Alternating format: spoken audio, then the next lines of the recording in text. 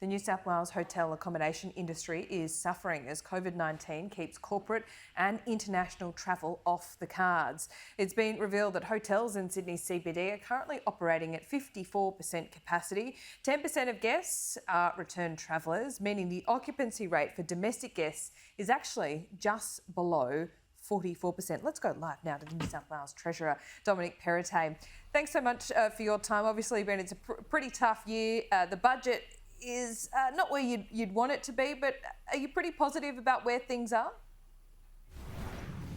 Oh, yes, very much so, Laura. If you asked me this question last year about where we'd be today, I wouldn't have thought we'd be in such a strong position. There's obviously a long way to go, particularly with the vaccine rollout and some of the challenges that we're seeing in that space. But last year we were staring down the barrel of an unemployment rate around 15%. We're currently sitting at 5.4%. So that's a pretty good result, but there's a long way to go, and we've got to continue to look at initiatives in those sectors and areas such as the ones that you've just raised, particularly around Sydney, where we can continue to invest and find opportunities to drive the economy. And what kind of initiatives are you talking about?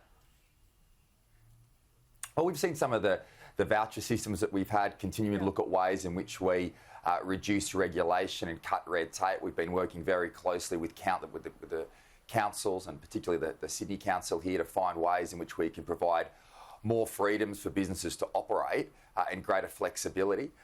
Then you've got the accommodation sector, where we've got some initiatives that we're looking at there.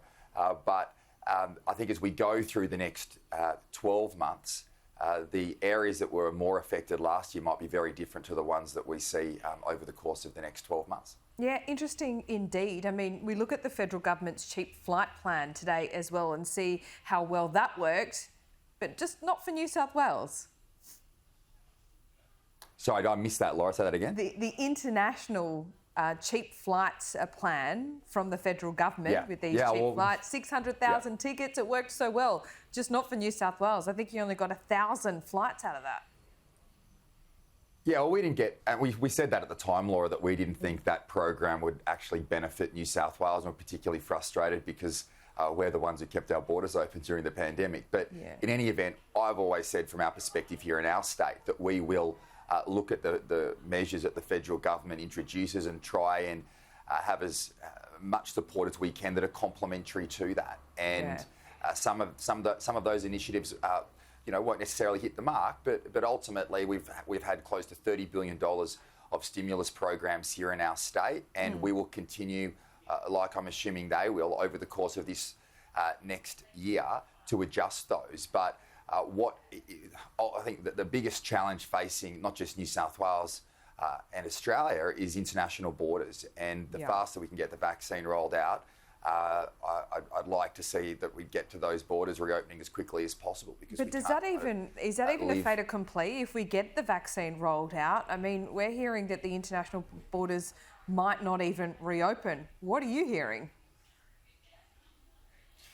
Well, in the budget last year, Laura, which was delayed here in New South Wales, and the assumptions that we made as part of that were that international borders would open in the December quarter this year. Now, my understanding is that is still the position at the federal government level, but I haven't seen any advice come through from Treasury or Health that would suggest that the borders would be opening any time earlier or later. But I think it would be a heroic, that December quarter now would appear to be a pretty heroic assumption. But if you look at the restrictions that are still in place in our state, the number one impact is international borders being closed. Around $1.5 billion a month that costs the state of New South Wales. So we can't live here in a hermit kingdom on the other side of the world in Australia. We've got to get moving as fast as we can, and the concern I have is that you see other jurisdictions, the US, the UK, where they've been living alongside the virus. We've been a victim of our own success in eliminating it, but we don't want to be in a position where their economies move ahead faster because we keep those borders closed well into the future. Okay, so what do you need, and what is business crying out for? I mean, 2 million people have received at least one vaccine, one jab. if we get all of our most vulnerable, do you think it's reasonable to say that we can start opening up the borders, start considering things like home quarantine? What are the benchmarks? Do you have any idea of what they might be? I think this is the discussion, Laura, that we're about to be having, not just in our state, but I'd say nationally, with health and treasury, because this has to be addressed. We still haven't received advice yet in relation to your question. What percentage of the population needs to be vaccinated before health has the confidence to open international borders? And I've said this is going to be a very difficult conversation that we've got to have with the Australian people, because unlike other countries around the world, we'll be opening our borders and letting the virus in. And obviously that we need to make sure that as many people who want to have the vaccine are vaccinated at that period of time. From our state level, we have been very vocal and said that we're happy to work with the federal government. We don't want to make this about dollars and cents. What's more important is that we get moving on this as quickly as possible, and we'll play whatever role that we can. The Premier's come out in relation to setting up a vaccination hub. We'll look at other innovative ways of doing things, but we want to work as much as we can with the federal government to get this vaccine rolled out as quickly as possible. But I think we're going to need to get to a point very soon where we set a target, a strong target, and say, well, we're going to get these borders open by this period of time and resume life living alongside the virus, because it's not going away. There'll be various strands over a period of time, and in that case, for those who want to get it, who want to get the vaccine, we need to provide that as quickly as possible so we can get society moving again. Well, National Cabinet is meeting today, so let's hope that's on the cards. We've all got our fingers crossed, but don't hold your breath. The states are whinging about hotel quarantine. New South Wales seems to be happy with the progress, but do you want the federal government to help out?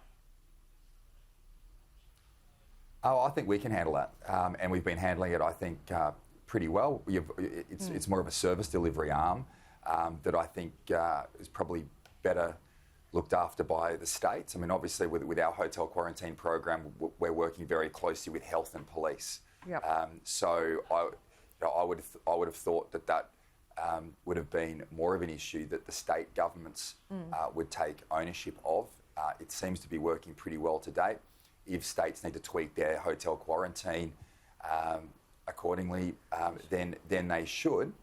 But it's been incredibly successful, obviously, for the state of New South Wales and around the country in keeping people safe. So I'm unsure what some of the challenges are in WA when it comes to the hotel quarantine. But here in New South Wales, from my perspective, 40% of people who come through our hotel quarantine system are from other states, and to date, I think it's been working very well, and we're looking at bringing international students back as well. Yes, just on quickly on those plans. Are those plans still going ahead? What are the plans, or are they on ice? Because obviously, with the border shut to India, even Australians in India, and that's a big cohort of the international student market, would make it pretty difficult.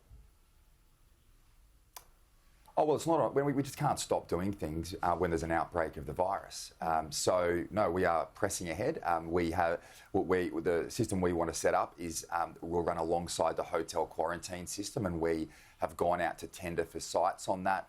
They have been received, and we're currently working through with our health and police departments here in our state to put something together. Once that's been signed off by those appropriate bodies, we will take that plan to the federal government. All right, well, hopefully you can get that up and running. Pleasure to talk this morning. Thanks so much. Thanks, Laura.